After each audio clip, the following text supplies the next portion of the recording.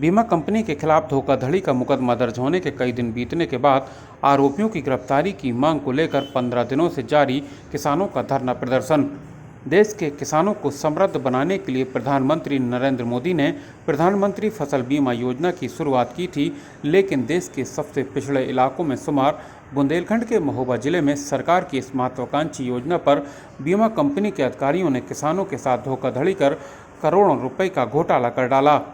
किसानों के साथ की गई धोखाधड़ी का सच सामने आने के बाद प्रशासन ने कार्रवाई करते हुए मुकदमा भी दर्ज करवा दिया है, लेकिन मुकदमा दर्ज होने के कई दिन बीत जाने के बाद भी आरोपियों की गिरफ्तारी न होने से आक्रोशित किसान संगठन जय जवान जय किसान के बैनर तले एकत्रित हुए किसानों ने तहसील परिसर में कृमिक अनशन शुरू कर दिया है।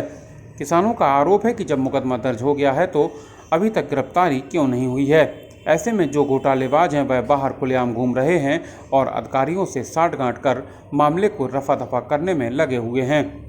भले ही देश और प्रदेश की सरकारें किसानों के हित के लिए काम करने का दावा करती हों, लेकिन देश के सबसे पिछड़े इलाकों में शुमार बुंदेलखंड के महोबा जिले के किसानों के साथ फसल बीमा करने वाली कंपनी के अधिकारियों द्वारा धांधली करने का सनसनीखेज आरोप लगा, जिसके बाद आरोपियों के खिलाफ पुलिस ने मुकदमा दर्ज कर मामले की जांच पड़ताल शुरू कर दी है।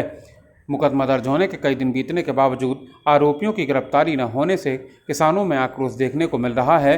बीमा कंपनी की धोखाधड़ी का शिकार हुए सैकड़ों किसानों ने जय जवान जय किसान संगठन के बैनर तले इकट्ठा होकर मुख्यालय स्थित सदर तहसील परिसर में बीती 18 अगस्त से बीमा कंपनी के आरोपी जिम्मेदारों की गिरफ्तारी सहित लापरवाह अधिकारियों के खिलाफ कड़ी कार्रवाई करने की मांग को लेकर धरना प्रदर्शन शुरू किया था, जो अब तक अनवरत जारी है। हमारा प्रधानमंत्री फसल बीमा योजना में व्याप्त भ्रष्टाचार खरीफ 2024 में प्लस खरीफ 2025 में बीमा में घोटाला हुआ है, उसकी जांच को लेकर के तथा यह धरना हमारा 18 अगस्त 2025 से तहसील प्रांगण में शुरू हुआ था। 20 तारीख को शाम को 8:30 बजे जो है जिला प्रशासन ने हमको यहाँ बलपूर्वक यहाँ से हटा दिया। तो हमने उसी क्षण घोषणा कर दी थी कि मैं भूख हड़ताल मेरी इसी क्षण चालू है, मैं घर में भूख हड़ताल करूंगा।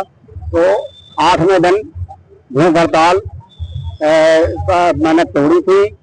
प्रशासन ने हमें ये दिखाया था कि हमने बीमा कंपनी के जो जिला प्रबंधक है उनके खिलाफ FIR दर्ज कर दी है।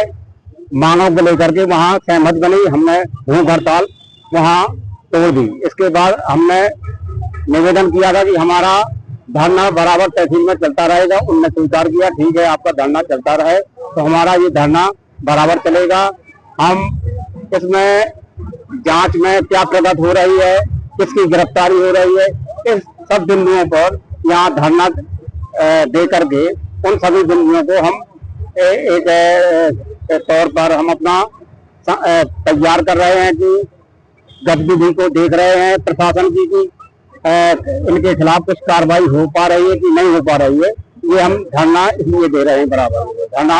अब इसमें ऊपरी तौर पर तो लग रहा है कम से कम 80 करोड़ का घोटाला, और ये ज्यादा नहीं हो सकता है, क्योंकि हमारी पुराने वाले डीडी साहब से बात हुई थी तो वो जो है इस बात को लेकर के भयभीत थे कि आप हमारी शिकायत ऊपर मत करिए। तो हमने कहा अभी हमारा ऐसा कोई प्रावधान नहीं है शिकायत करने का। तो एक मीटिंग के दौरान हमारी उनसे बातचीत हुई थी, तो हमने कहा इस मीटिंग में बीमा को लेकर के हम आए नहीं और दूसरे मुद्दों को लेकर के आए थे। तो उस मीटिंग में पुराने वाले डीडी साहब जो जिनके कार्यकाल में जो काम हुआ है वो बहुत ज्यादा भयभीत थे।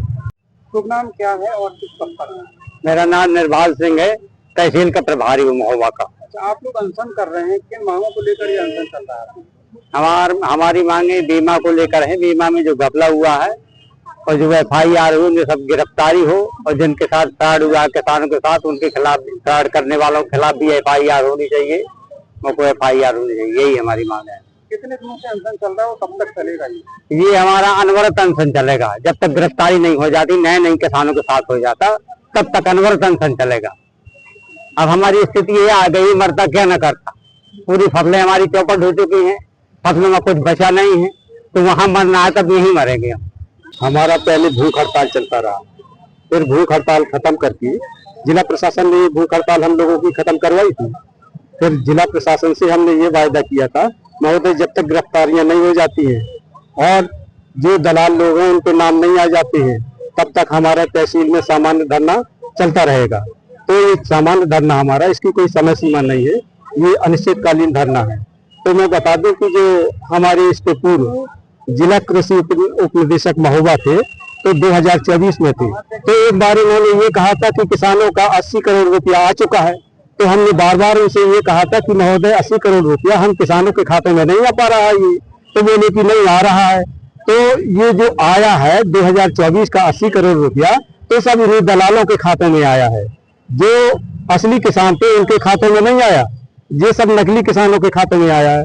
जैसा कि हमने मुरानी में देखा है, तो वहाँ तो लोगों ने, जो फ्रॉड लोग हैं, उन लोगों ने कैनाल के नंबर लगा दिए, पहाड़ों के नंबर लगा दिए, वन विभाग के नंबर लगा दिए हैं। इन नंबरों को लगा करके उन्होंने बीमा अर्जित कर लिया है, और वो भी लाखों में किया है। और जो वास्तविक मालिक थे उस गांव के, तो उनके लिए 300-400 रुपया आया है। और जो दलाल लोग हैं, जो इससे संबंधित है, बीमा कंपनी से संबंधित है, कृषि विभाग से संबंधित है, इनके खाते में 3-4 लाख रुपया आया है।